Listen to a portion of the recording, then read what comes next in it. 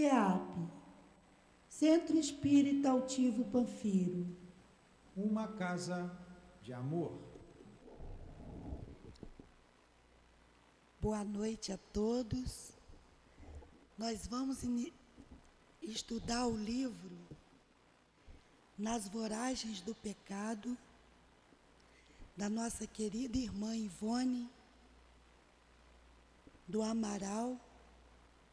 Mas antes, vamos ler o Evangelho, que é o capítulo 2, Meu reino não é deste mundo. O item 8.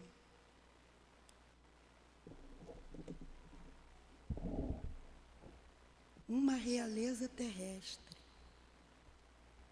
Quem melhor do que eu pode compreender a verdade destas palavras de nosso Senhor? Meu reino não é deste mundo. O orgulho foi a minha perdição na terra. Quem, pois, poderia compreender o nada que os reinos terrestres representam, se eu não compreendia? O que levei comigo da minha realeza terrestre? Nada, absolutamente nada. E como para tornar a lição mais terrível, a realeza não me seguiu até o túmulo. Rainha era eu entre os homens. Rainha eu acreditava entrar no reino dos céus. Que desilusão, que humilhação, quando em lugar de ser recebida como soberana, eu vi acima de mim, mais bem acima, homens que eu considerava insignificantes e que desprezava porque não tinha sangue nobre. Oh, nesse momento compreendi a inutilidade das honras e das grandezas que se buscam com tanta avidez sobre a terra. Para se preparar um lugar no reino dos céus, é preciso abnegação, humildade, caridade, em toda a sua perfeita prática, e benevolência para todos. Não se pergunta o que fomos, qual a posição que ocupamos, mas o bem que fizemos, as lágrimas que enxugamos. Ó Jesus, disseste que teu reino não é deste mundo, pois é preciso sofrer para chegar ao céu, e os degraus do trono não nos aproximam dele. São os caminhos mais penosos da vida que nos conduzem a ele. Procuremos, pois, o caminho entre as dificuldades e os espinhos, e não entre as flores. Os homens correm em busca dos bens terrenos, como se pudessem guardá-los para sempre.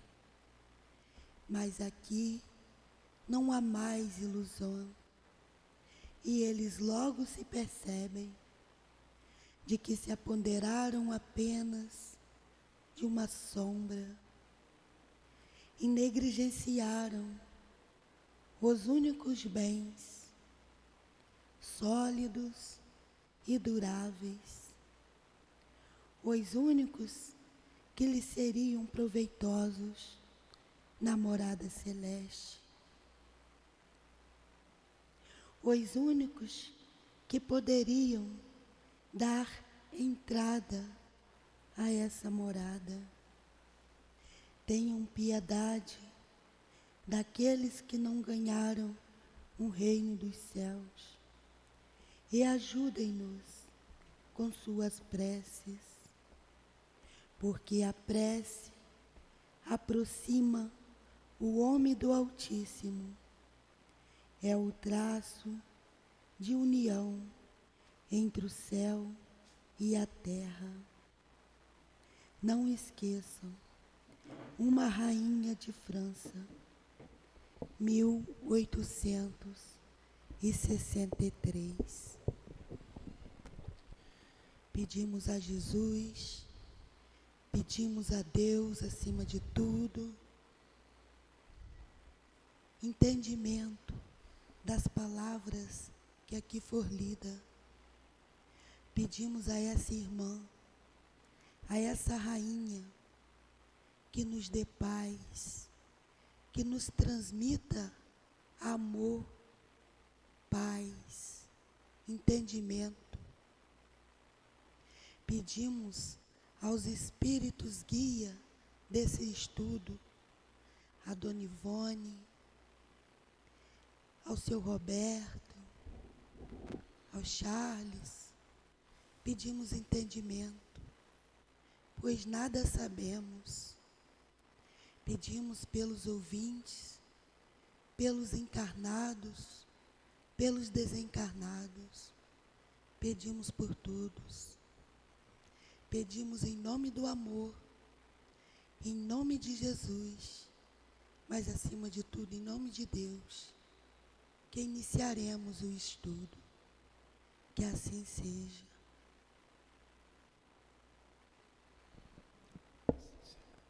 Muito bem.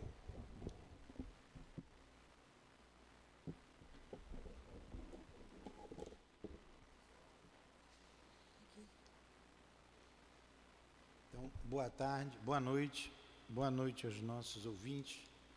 A senhora veio pela primeira vez, né? E o marido da senhora também.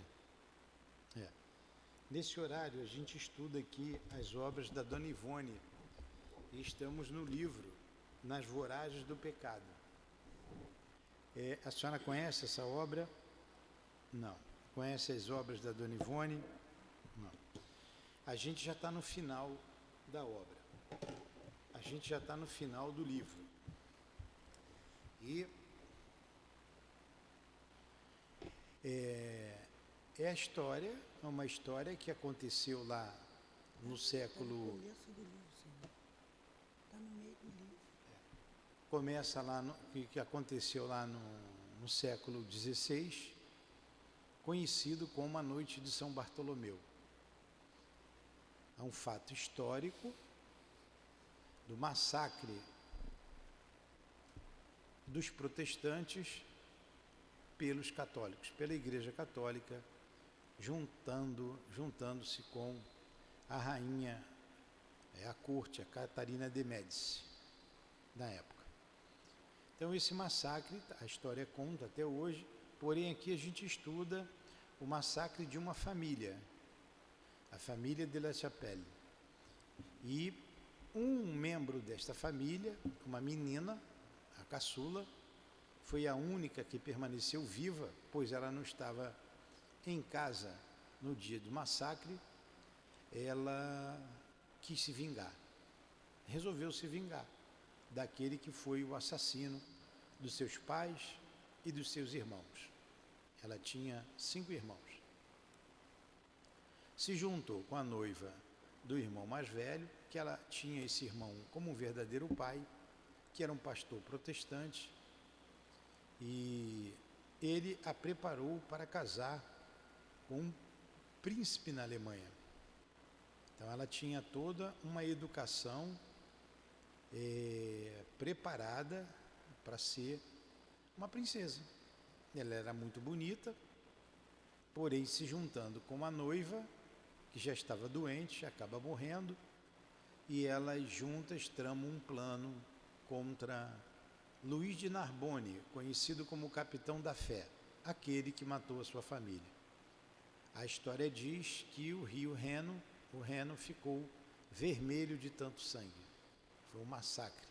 Só em Paris foram mais de 3.000 mortes, assassinados naquele dia, à noite até o dia. Em toda a França não se tem um número, mas alguns historiadores dizem que mais de 20.000 franceses que professavam a religião protestante foram massacrados e dizimados. Então a gente está contando essa história, tem muito mais detalhes interessantes. Essa menina se junta com a rainha e as duas tramam um plano contra o Luís de Narbonne. Esse Luís de Narbonne era um fanático religioso, mas tinha um coração bom. Era como Paulo de Tarso. Então era um fanático religioso e a rainha o utilizou para atender os seus interesses, né? Os interesses ali da família real, enfim. E a menina, ele se encanta por esta menina. Essa menina se aproxima dele e, jogando o seu charme, ele se apaixona perdidamente por ela. Há um acontecimento onde ela é punida pela rainha, porque ela passou a ser uma dama da rainha e ela não tinha que ter um comportamento exemplar. Mas tudo foi estudado para que ela fosse cumprir pena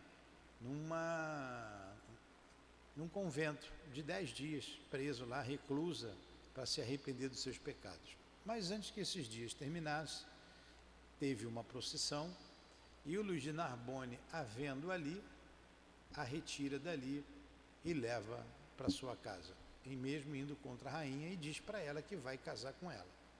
E embora isso não tivesse nos planos dela. Foi aí que nós paramos a história, tá? Eu resumi aqui em 3, 5 minutos o que a gente vem estudando aqui há meses, só para a senhora se situar, tá? Então vamos lá.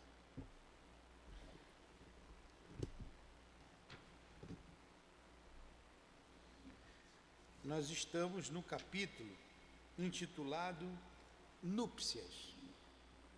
Núpcias. E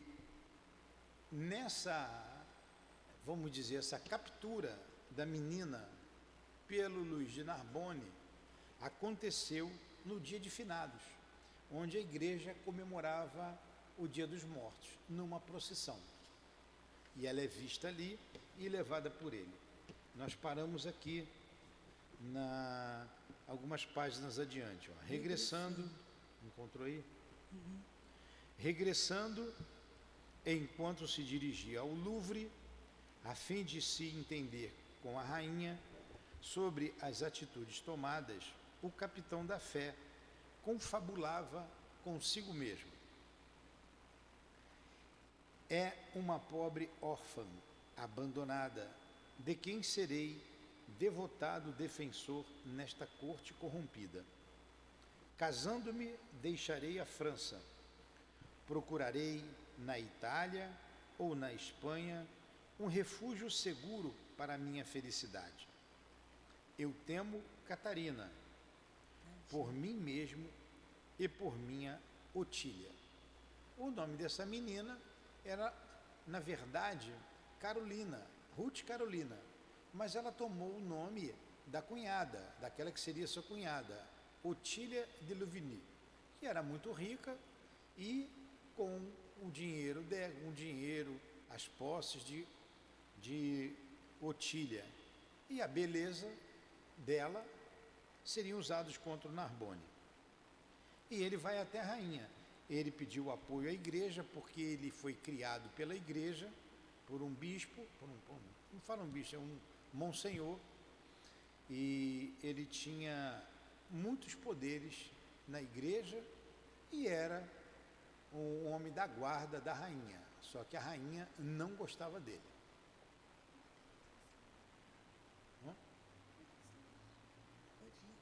O que você está falando? Eles lá, eu mandei eles vir para cá, estão perdendo estudo. Vem estudar aqui, vem para cá, você, Alexandre, e a menina aí, senta aqui.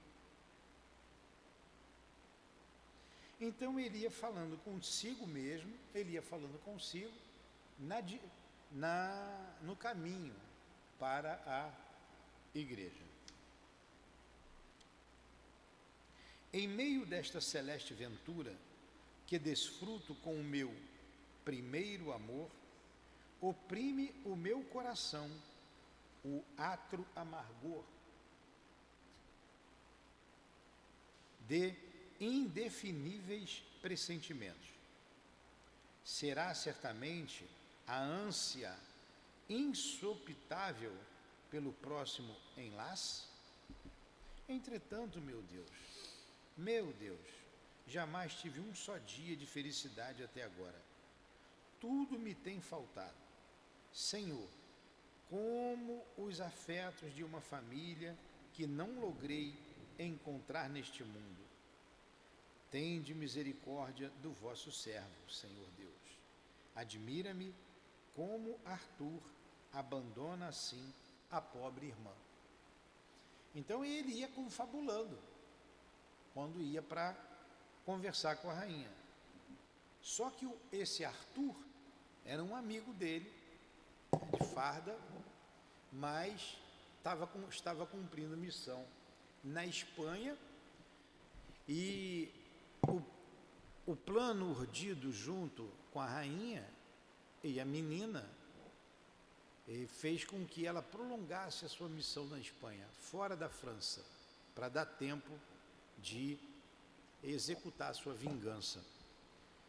Na verdade, ela não era irmã de Arthur, ela era de outra família, e não irmã dele, era uma falsa irmã. E ele, como é que o Arthur deixou essa menina abandonada, sozinha? A irmã de Arthur já tinha falecido. E, na verdade, o Arthur nem sabia do falecimento dela. Alguns dias depois, pelas 9 horas da noite, realizava-se com efeito um enlace matrimonial do capitão Príncipe Luís de Narbonne com Conde de S, com a jovem Condessa Otília de Louvigny-Reymond. Ele casou. Ele como foi audaz, né? Foi contra a rainha. Ele não estava a caminho de falar com a rainha. Primeiro ele casou, depois que ele vai lá, mas confabulava tudo isso. Ele acaba casando com ela. Ele tinha poderes na igreja e é feito então um casamento. Alguns dias depois, pelas 9 horas da noite, realizava-se com efeito o enlace matrimonial do capitão Príncipe Luís de Narbonne, Conde de S, com a jovem Condessa Otília de Louvigny-Reymond. A cerimônia decorrera simples e nada concorrida, por exigências da noiva. A um canto da igreja, quase totalmente imersa em penumbra, estarrecidos ante o que viam e a que assistiam desde alguns dias, Gregório e dama Blandina conversavam entre murmúrios tão discretos que antes pareciam adivinhar os pensamentos um do outro, que mesmo externar ideias através de palavras. Olha, o Gregório e dama Blandina eram os como se fossem empregados hoje, né? Eram os servos dela que acompanhavam a menina e sabia de todo o plano e tentaram demovê-la desse plano sinistro, mas ela quis continuar em frente. Creio que a infeliz menina enlouqueceu de dor após o massacre da família a quem venerava. É tão jovem ainda para a intensidade dos sofrimentos. Deixou os risos da infância à frente dos cadáveres dos pais e dos irmãos. Suspirou dama Blandina com amargura. Pode ler. Não compreendo. Mas o que se passa? Errou quando se avorou em vingadora. Errou quando se avorou em vingadora. Erra quando se dá em casamento sacrilégio, sacrílego, sobre o nome que não é seu. ao assassino da própria família.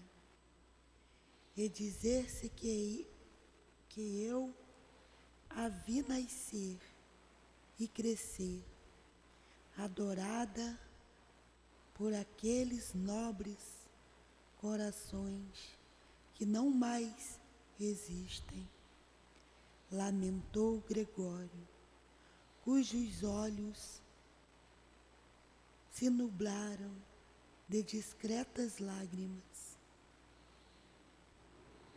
A menina de angelical que fora, tornou-se voluntariosa, ríspida, intimorata, audaciosa, verdadeira expressão do mal.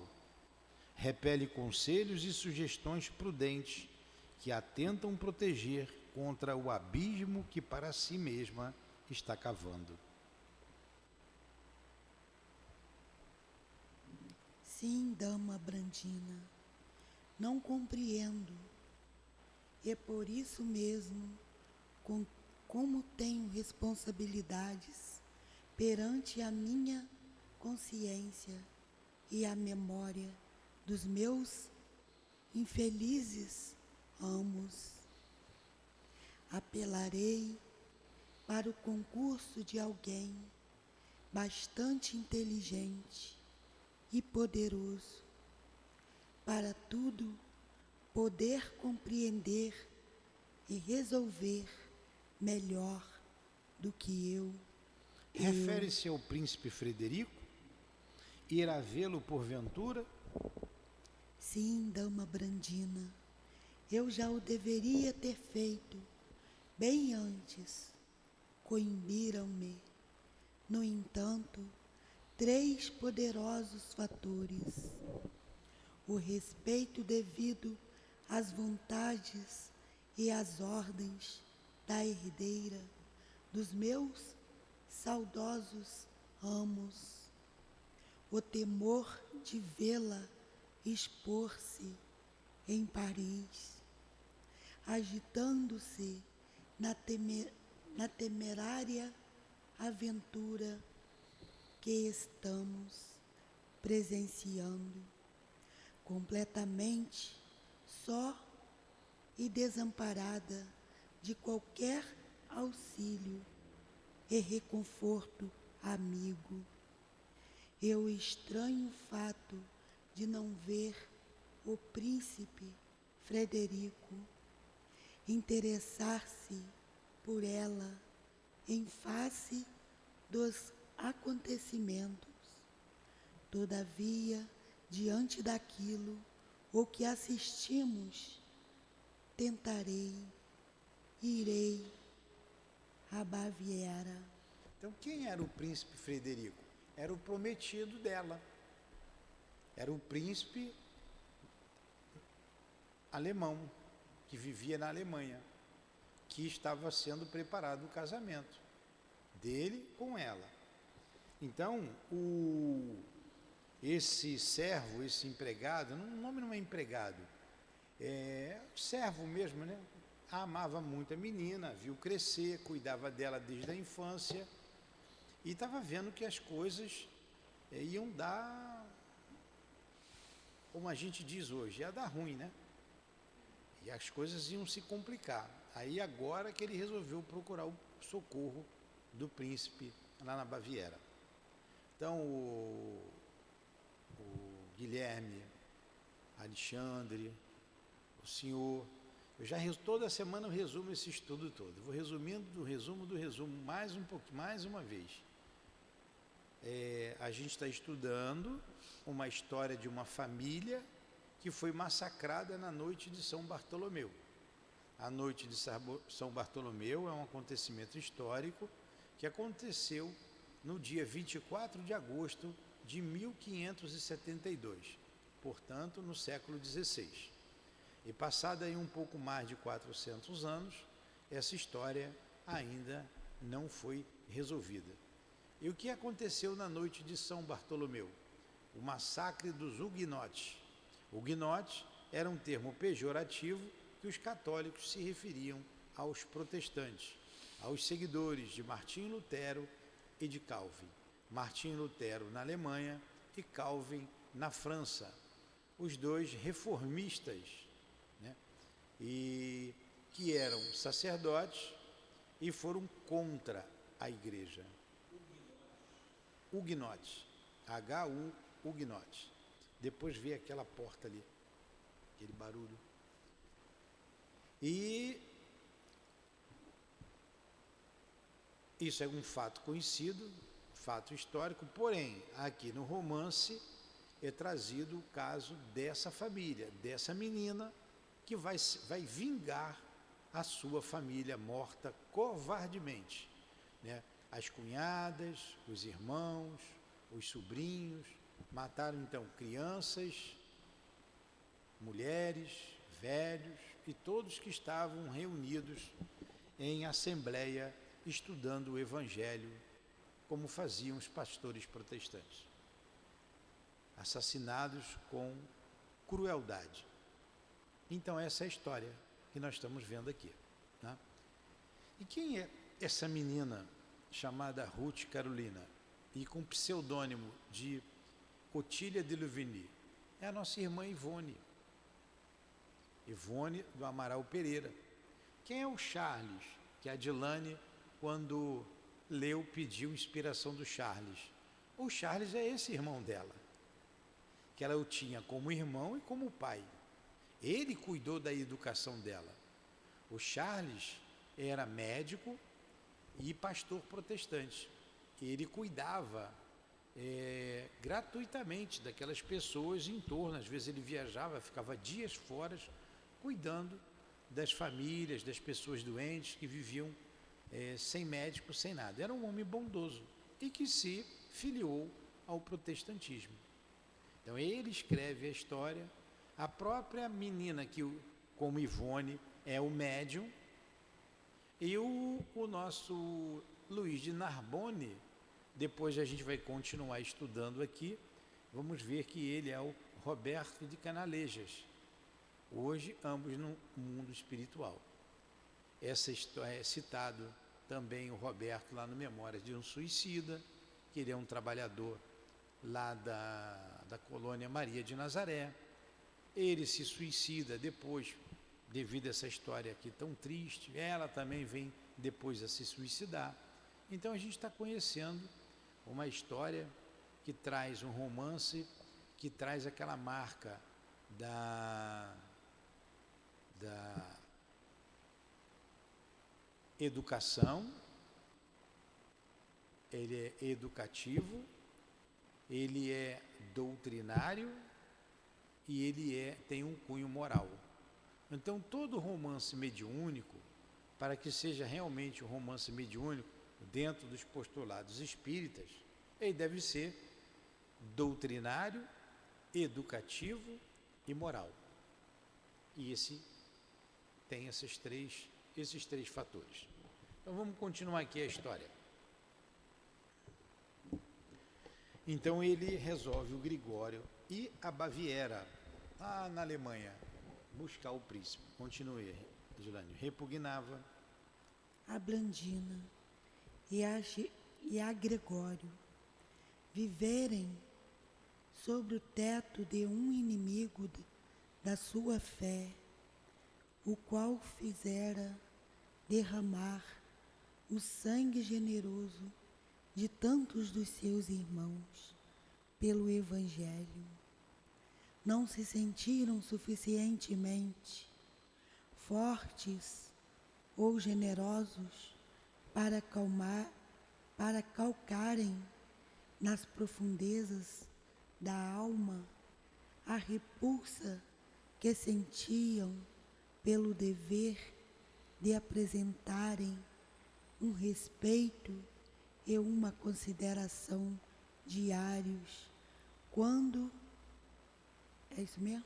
Quando a razão e o coração lhes autorizavam o afastamento para bem longe daquele algoz de huguenotes, o qual tantas desgraças semeara, cumprisse ordens.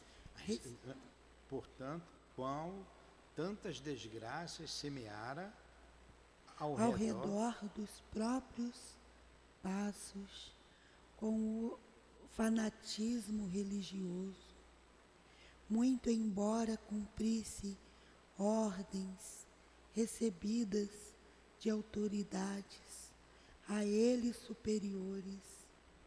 Contanto, os dois dignos serviçais até então se curvassem às exigências da infeliz Ruth, cuja sanidade mental se diria obliterada por uma irreparável insensatez. Agora, verificando que esta exorbitava das próprias inconsequências, se negavam a acompanhá-la, a fim de a servirem sobre um teto considerado inimigo, o qual nem ela própria teria direito de habitar, visto que o matrimônio fora realizado entre Luís de Narbonne e Otília de Louvigné,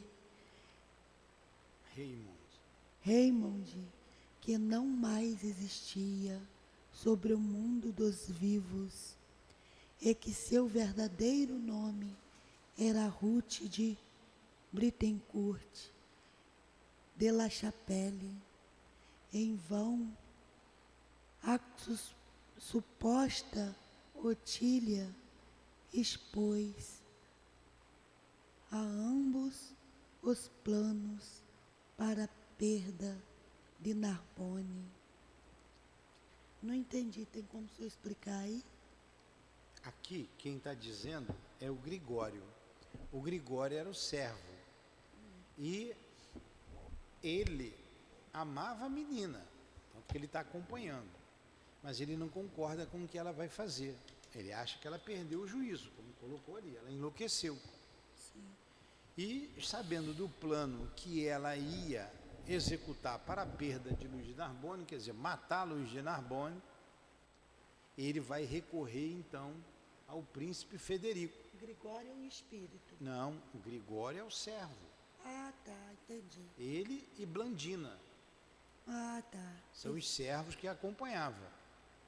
Né? Acompanhava a nossa Ruth de La Chapelle. Então ele está dizendo, ela na verdade não casou com ninguém, porque ela usou um nome falso. Ela usou o nome de Otília Raymond. Então eles estão assustados com tudo isso. Como é que pode? Essa menina tão meiga, tão bonita, era tão tranquila, se transformar nesse monstro. Ele não falou aqui, mas ela se transformou num monstro. Nós vimos num capítulo anterior que não sabia quem era pior, se ela ou se a rainha, a Catarina de Médici, que era um outro monstro. Né? E as duas, uma de olho na outra. E ela, apesar de nova, 17 anos, ela enganou a rainha. E a rainha era ladina, a rainha era experiente, e mesmo assim, a menina conseguiu enganá-la. Aí a gente está estudando essa história toda, vamos ver onde é que vai chegar. Interessante a história, não é? Entendeu agora, Adilane? Entendi. Então vamos lá, continua. Em vão confiou. A suposta Otília. Aqui não é assim. A suposta Otília expôs a ambos os planos para a perda de Narbonne. Em vão confiou à sua discrição os entendimentos com a rainha, às vésperas do enlace para o ataque ao detestado capitão e inutilmente lhe explicou que o casamento, tal como fora, entrara nos planos da rainha como o meio mais seguro e mais suave de abatê-lo, visto que frágil não se poderia revoltar contra tão poderosa personagem, senão se utilizando de 1000 intrigas, insídias e dissimulações, pois que a própria Catarina não poderia, sem muitos escândalos e dificuldades, anulá-lo conforme desejaria, porquanto se tratava de uma personagem considerada grata ao clero e ao próprio rei, sinceros e honestos na própria crença, assim como nos respeito ao Evangelho. Os 2 servos não compreendiam aquela singular vingança, como também se apavoravam antes a frágil menina, que levara a própria audácia ao sacrilégio de simular o ato sagrado do matrimônio, confessando detestar aquele a quem se unia.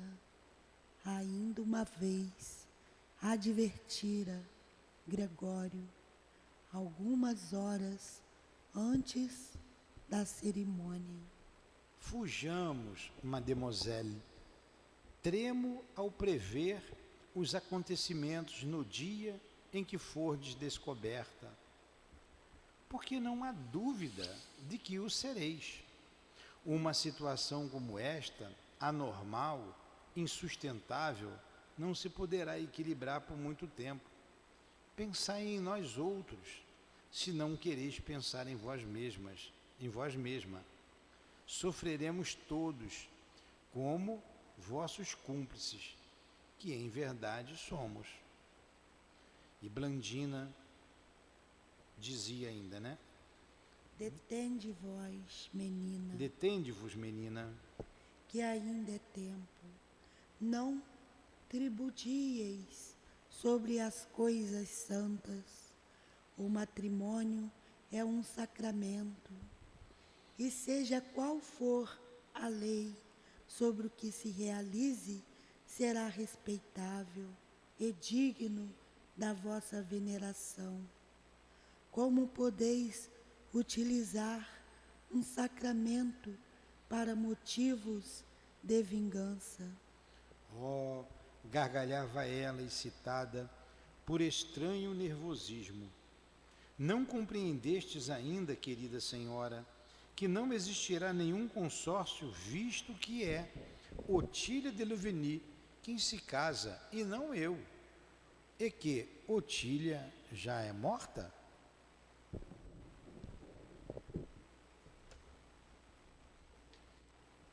O Senhor não proclamou a vingança, mas o perdão. Não posso perdoar, não posso, dama Blandina. Bem quisera atender-vos, mas é impossível. Confesso-vos, cheia de pejo, que me seria grato poder amar Luís de Narbonne, tão gentil é ele dentre todos os fidalgos de meu conhecimento. Mas não posso, e terei de me precipitar no castigo que lhe infligirei, porquanto, se retardar, arriscar-me-ei a não o poder fazer jamais, porque, quem sabe, o coração poderia atraiçoar-me, eu poderia afinal aceitar vossos conselhos e perdoar. E como deixaria impune o carrasco dos meus entes amados? Ao demais, prendo-me a um sagrado juramento, bem o sabeis, Blandina e Gregório. Agora você vê, ela já começa a gostar dele, porque ele era gentil, ele era um cavalheiro, ele nunca se envolveu com mulher alguma, porte atlético, novo, jovem, 22 anos, ele ia se ordenar padre, foi educado dentro da igreja, dentro do convento, por esse monsenhor, e tinha muitas qualidades. Conhecia bem o evangelho, somente era um fanático. Como Paulo de Tarso, já dissemos aqui, um fanático religioso. Mas ela já estava gostando dele. Quando descreveu Luís de Narbonne, mostra a beleza física que ele tinha. E ela já estava com medo de se apaixonar, perdoar e seguir com ele. Isso foi aconselhado a ela pelo Charles, pelo espírito. Ela ouviu dentro da cabeça, poderia se casar com ela. Por que ela não faria isso? Por que ela não perdoava? Porque ele era uma alma boa, embora tenha feito aquela atrocidade, mas acreditava estar fazendo tudo aquilo em nome de Deus, pela defesa da Santa Igreja Católica Apostólica Romana. Como que a gente se embronha em situações difíceis por um pensamento errado, não é? Mas vamos lá, continua. Somente as forças das trevas presenciaram tal juramento. Querida menina, Deus reprova-o pelos mandamentos da lei. E se a ele fugirdes ao juramento, obedecereis a princípios cristãos, porque praticareis o verdadeiro ato do amor ao próximo, no que possui ele de mais elevado e meritório. Agora você vê, os dois servos aconselhando a menina, vamos embora, não faz isso está errado, né? Está aconselhando. Isso que você fez aí, ó, só as forças das trevas presenciaram, dá tempo. A infeliz cobriu o rosto com as mãos e prorrompeu em pranto cruciante, exclamando por entre dolorosas expressões de desânimo: não posso, dama Blandina, não posso. A sombra de Otília me impede irresistivelmente para este pavoroso destino, e eu não me poderei esquivar. Otília foi a noiva do irmão dela, e que tramou o plano de destruição de Luís de Narbonne com ela. E ela estava sempre ao lado da menina. E no início a menina a evocava, quando ela amolecia o coração, ela: Otília, não me deixe esmorecer. E a Otília aparecia. As duas estão juntas. Olha o que ela diz aqui, ó: terei de prosseguir nesta aventura sinistra até a completa destruição de Narbonne. Otília manda-me torturá-lo por amor, tal como a morte de Carlos, às vésperas das suas bodas com ele, até hoje tortura o seu coração. Confesso que por vezes chego a lamentar que fosse precisamente ele, Luís, o algoz de minha família, pois eu, vergonhoso será dizê-lo de bom grado, o teria amado, tão terno e tão amigo se vem apresentando desde o primeiro instante. Mas não importa que eu mesma sucumba nessa missão ingrata que minha Otília a mim confiou.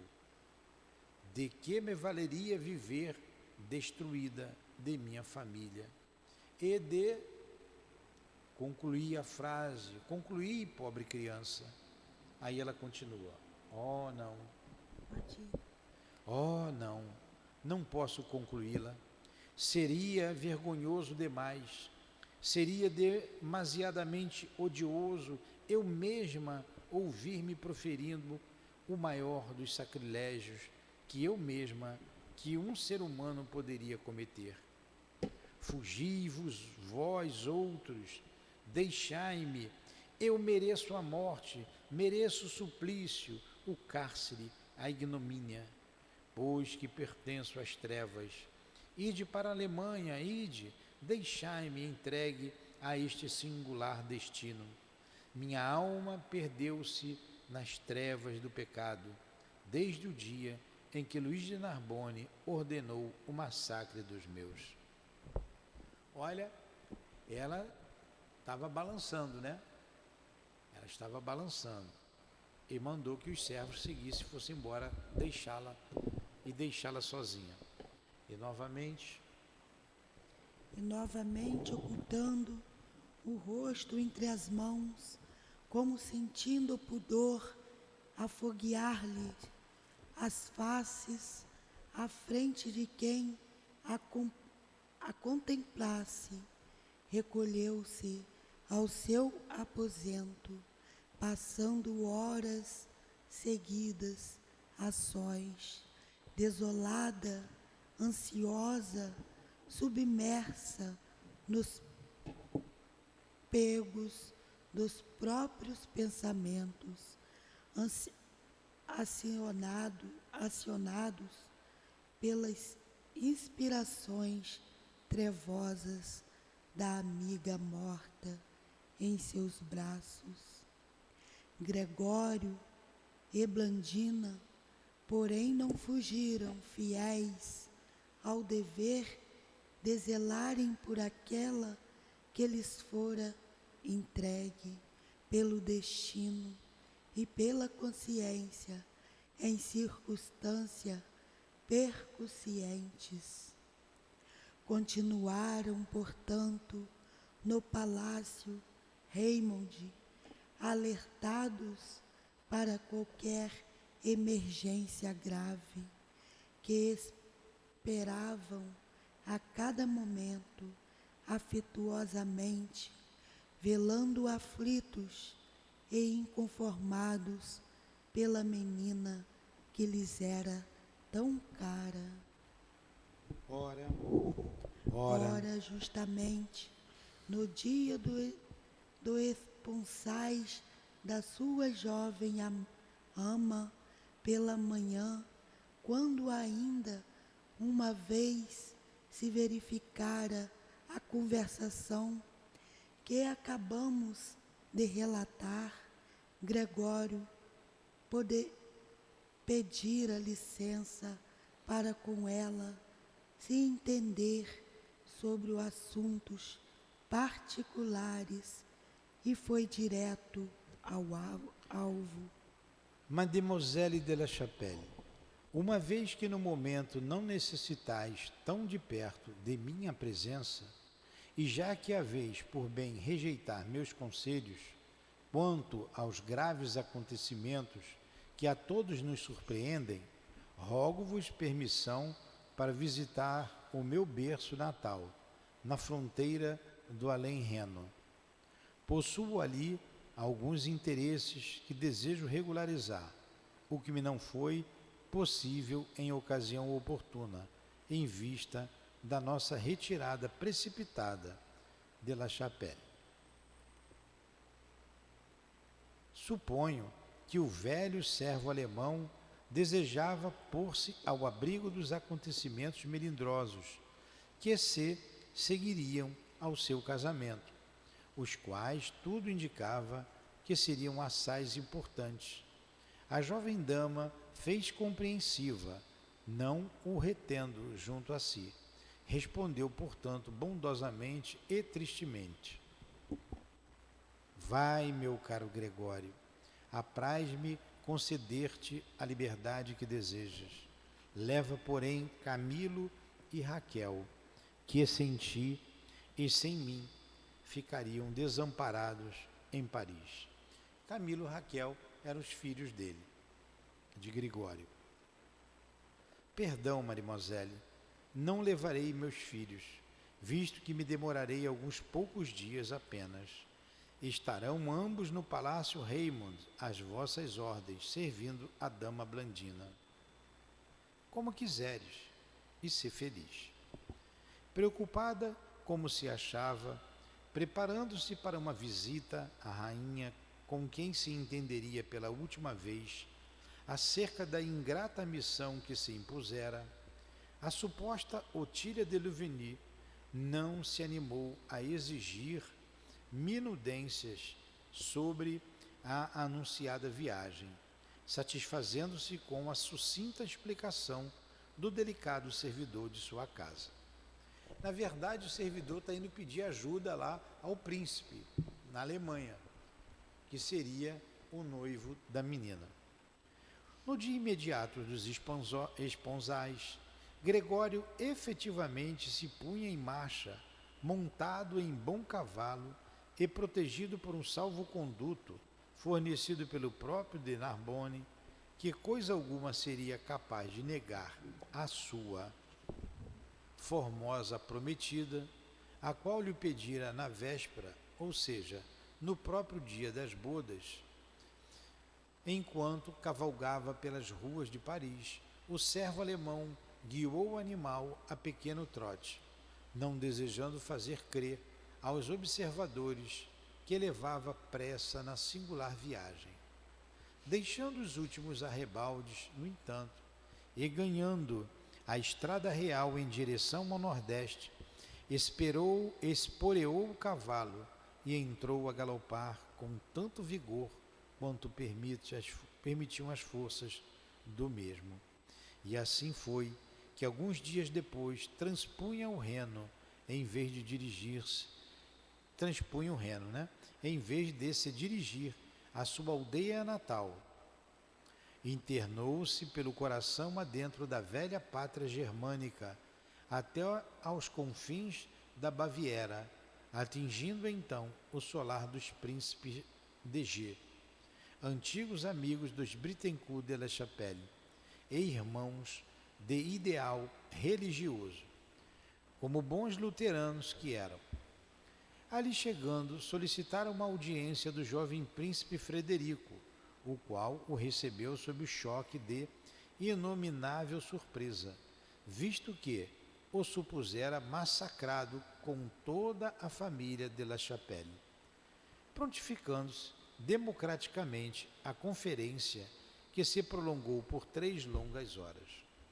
Certificou-se então o príncipe de que sua antiga prometida Ruth Carolina de La Chapelle escapara do morticínio do castelo e que, ao contrário de todas as informações que a custo obtivera ao visitar o antigo solar depredado, vivia ainda e se encontrava em Paris, à beira de incomensurável abismo.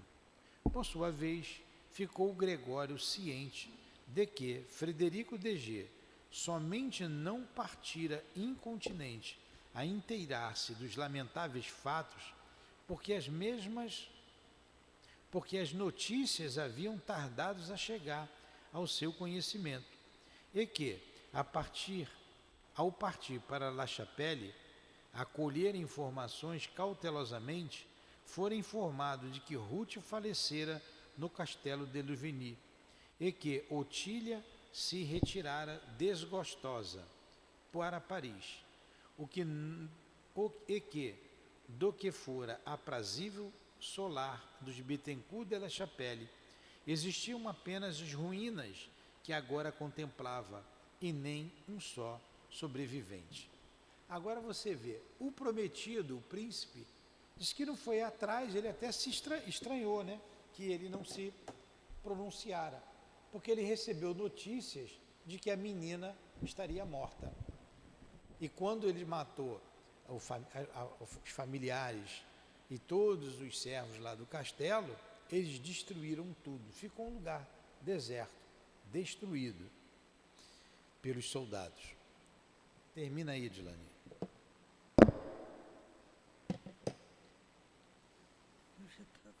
Ao invés, penúltimo, tem 2 parágrafos dele.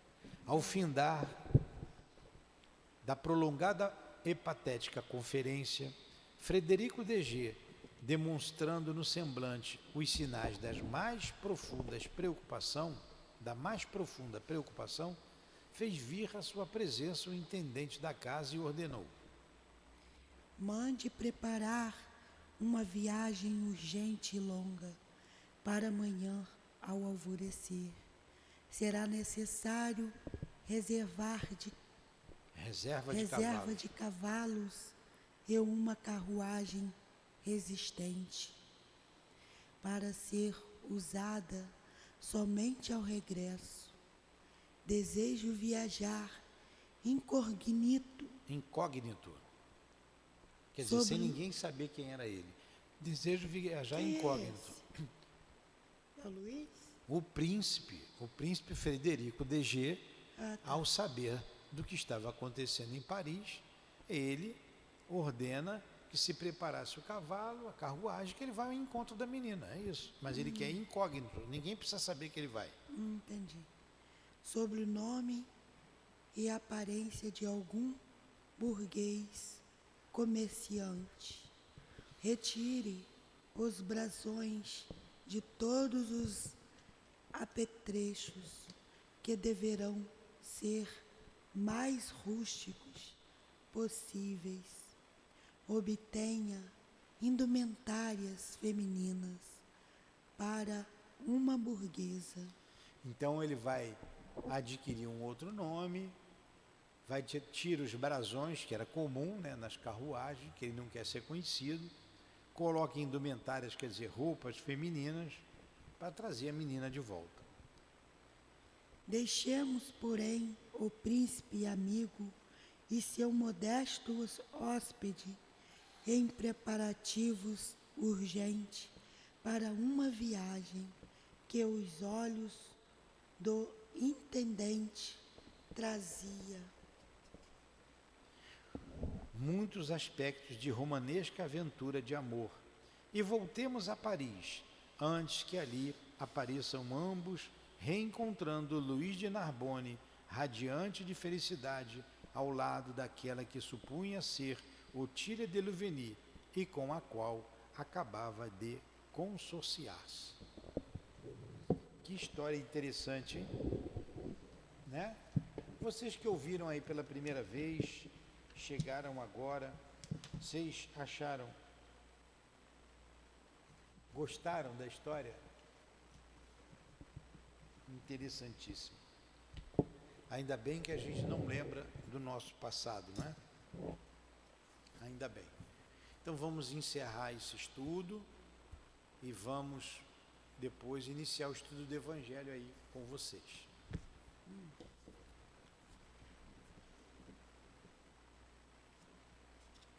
Muito obrigado, Jesus.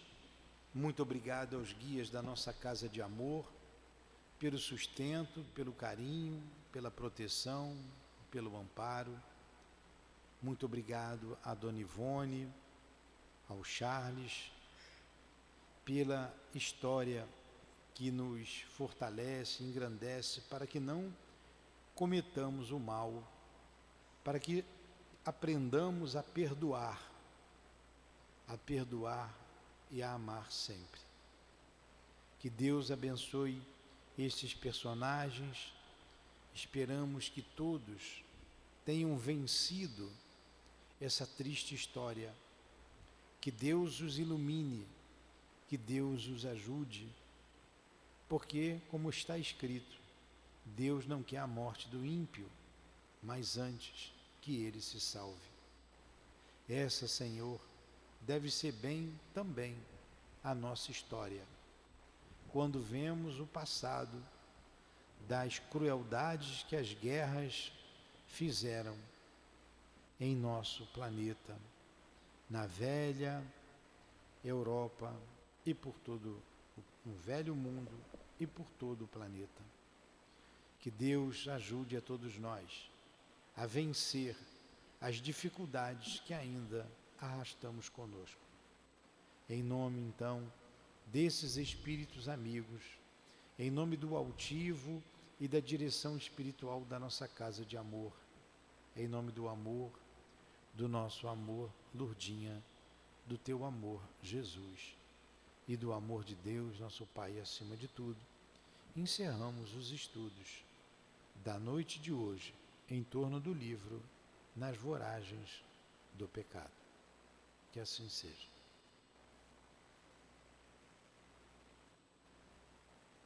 CEAP, Centro Espírita Altivo Panfiro. Uma casa de amor.